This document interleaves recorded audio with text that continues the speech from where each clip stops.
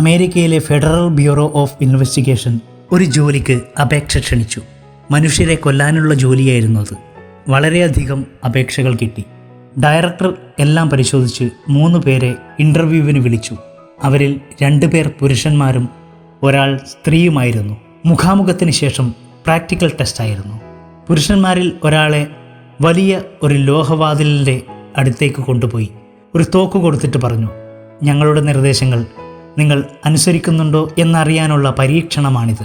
ഈ മുറിക്കകത്ത് നിങ്ങളുടെ ഭാര്യ ഒരു കസേരയിൽ ഇരിപ്പുണ്ട്.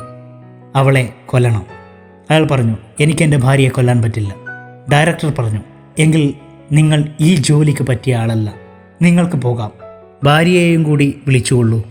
രണ്ടാമനും ഇതേ നിർദ്ദേശം കൊടുത്തു.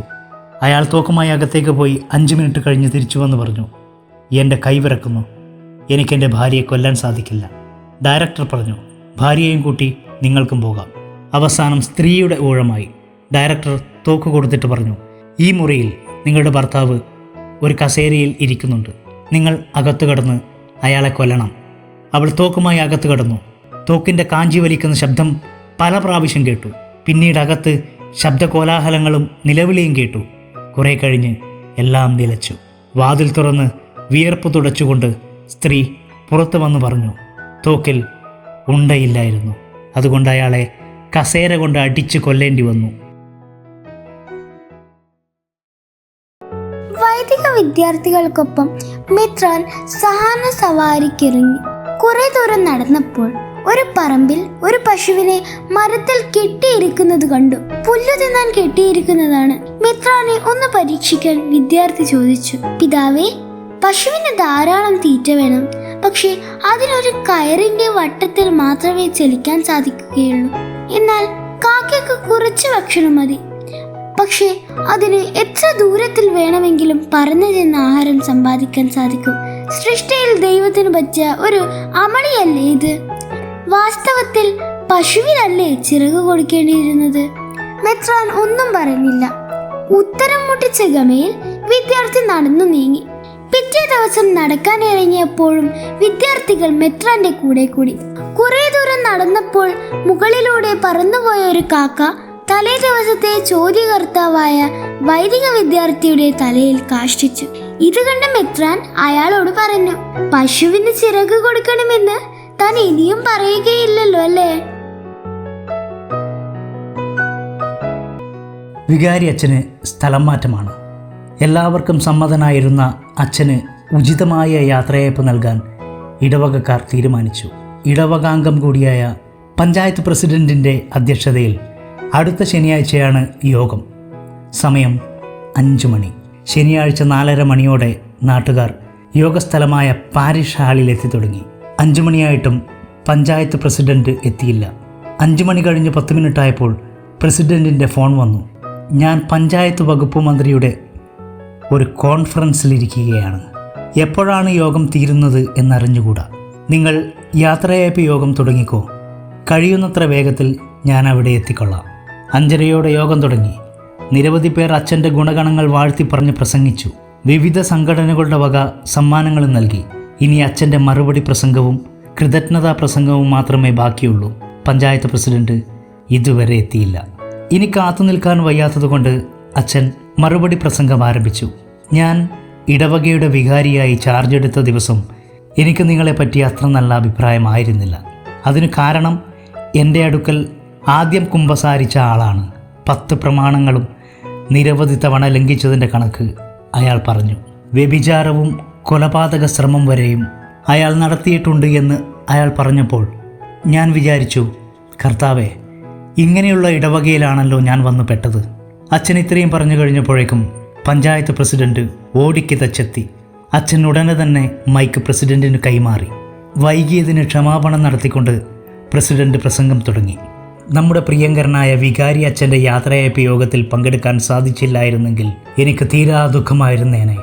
കാരണം ഇടവകയ്ക്കും നാട്ടിനും വേണ്ടി വളരെ നല്ല കാര്യങ്ങൾ ചെയ്ത മഹാനാണ് അദ്ദേഹം. വ്യക്തിപരമായി എനിക്ക് ഒരു പ്രത്യേക ഭാഗ്യം കൂടി കിട്ടിയിട്ടുണ്ട്. അച്ഛൻ ഇടവകയിൽ വന്ന അന്നു തന്നെ അദ്ദേഹത്തിൻ്റെ അടുക്കൽ ആദ്യമായി കുമ്പസാരിക്കാൻ എനിക്ക് ഭാഗ്യം കിട്ടി.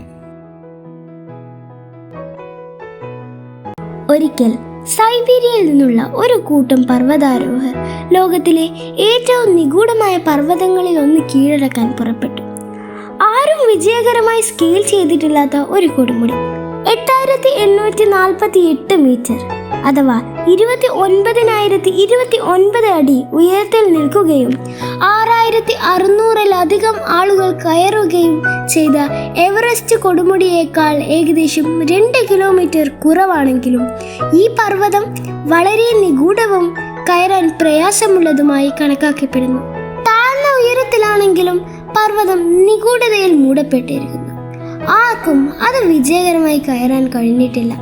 ഈ പർവ്വതാരോഹകർ മുകളിലേക്ക് കയറുമ്പോൾ ഓരോ ചുവടുവെപ്പിലും അവരുടെ ശാരീരിക ശക്തി കുറയുന്നത് അവർ പെട്ടെന്ന് ശ്രദ്ധിച്ചു. പർവ്വതത്തിന്റെ അങ്ങേയറ്റത്തെ അവസ്ഥയായിരിക്കാം ഇതിന് കാരണം.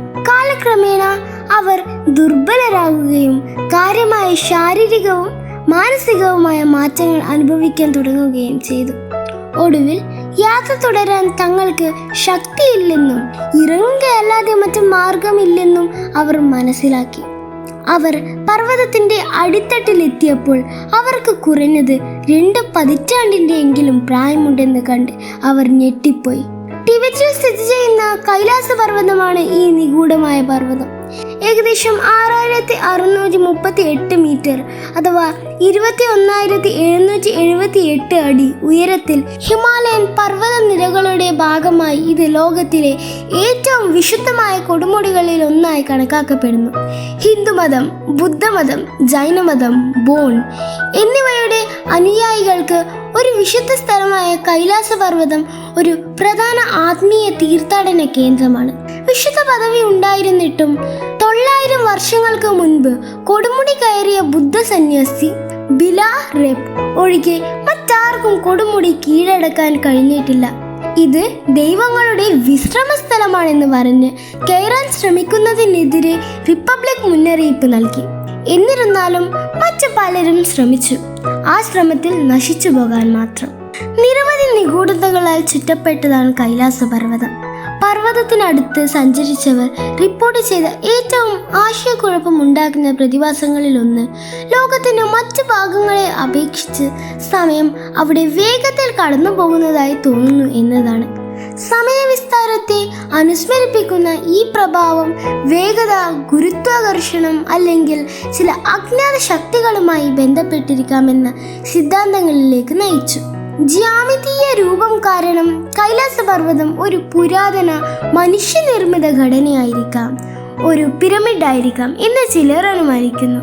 ശരിയാണെങ്കിൽ അത് ഗിസയിലെ ഗ്രേറ്റ് പിരമിഡിനേക്കാൾ പഴയതും ഉയരമുള്ളതുമായിരിക്കാം.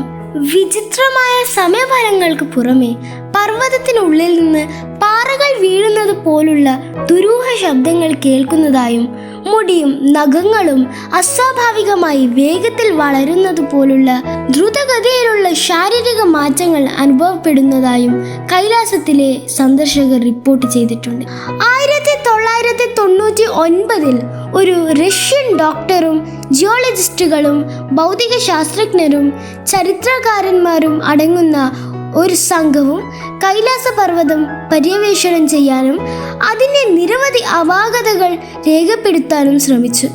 അതിശക്തമായ കാറ്റും കഠിനമായ സാഹചര്യങ്ങളും അതിജീവനത്തെ ഏതാണ്ട് അസാധ്യമാക്കുന്നതിനാൽ പർവ്വതത്തിൻ്റെ കാലാവസ്ഥ അപ്രതീക്ഷിതമായി മാറുന്നുവെന്ന് അവർ റിപ്പോർട്ട് ചെയ്തു. കാലക്രമേണ കൈലാസത്തിൻ്റെ സ്ഥാനം മാറുന്നുവെന്ന ഊഹാപോഹങ്ങൾ പോലുമുണ്ട്. ഇത് ചില യാത്രക്കാർക്ക് അവരുടെ ചുവടുകൾ പിൻവലിക്കുമ്പോൾ വഴി നഷ്ടപ്പെടാൻ കാരണമാകുന്നു. കൈലാസ പർവ്വതത്തിന് വളരെയധികം ആത്മീയ പ്രാധാന്യമുണ്ട്, പ്രത്യേകിച്ച് ഹിന്ദുമതത്തിൽ. ഇത് ശിവന്റെ വാസസ്ഥലവും സ്വർഗത്തിലേക്കുള്ള കവാടവുമാണെന്ന് വിശ്വസിക്കപ്പെടുന്നു. ചുറ്റുമുള്ള ഭൂപ്രദേശത്തിന്റെ വഞ്ചനാപരമായ സ്വഭാവം കാരണം ചൈനീസ് സർക്കാർ പർവ്വതം കയറാനുള്ള ഏതൊരു ശ്രമവും നിരോധിച്ചിട്ടുണ്ട്. ചിലർ കൈലാസത്തിന്റെ നിഗൂഢതകൾ അമാനുഷിക പ്രതിഭാസങ്ങളുമായി ബന്ധപ്പെട്ടിരിക്കാമെന്ന് വിശ്വസിക്കുമ്പോൾ മറ്റുള്ളവർ ഇത് ഒരു കെട്ടുകഥ മാത്രമാണെന്ന് കരുതുന്നു. ആത്മീയമായി പ്രബുദ്ധരായ വ്യക്തികൾക്ക് മാത്രമേ കൊടുമുടിയിലേക്ക് പ്രവേശിക്കാൻ കഴിയൂ എന്ന് അവകാശപ്പെടുന്നവരുണ്ട്. അതേസമയം സാധാരണ മനുഷ്യർക്ക് ഒരിക്കലും അത് എത്താൻ കഴിയില്ല. ഈ സിദ്ധാന്തങ്ങളൊന്നും സ്ഥിരീകരിക്കുന്നതിന് ശാസ്ത്രീയ തെളിവുകൾ ഒന്നുമില്ലെങ്കിലും കൈലാസത്തെ അളക്കാൻ ശ്രമിച്ചവരുടെ അനുഭവങ്ങൾ അനിഷേധ്യമായി കൗതുകകരമാണ്. നിരവധി മലകയറ്റക്കാർ കയറുമ്പോൾ അവരുടെ ശരീരത്തിൽ വിശദീകരിക്കാനാവാത്ത മാറ്റങ്ങൾക്ക് വിധേയമാകുന്നതിനാൽ കൈലാസം കയറുന്നതിനുള്ള വെല്ലുവിളി ശാരീരികം മാത്രമല്ല മാനസികവുമാണ്. കൂടാതെ അങ്ങേയറ്റത്തെ ദൂരവും അപകടകരമായ കാറ്റും കാരണം ഹെലികോപ്റ്ററുകൾക്ക് കൈലാസത്തിന്റെ സമീപം സുരക്ഷിതമായി ഇറങ്ങാൻ കഴിയില്ല. ഇത് പർവ്വതം പര്യവേഷണം ചെയ്യുന്നത് കൂടുതൽ ബുദ്ധിമുട്ടുണ്ടാക്കുന്നു.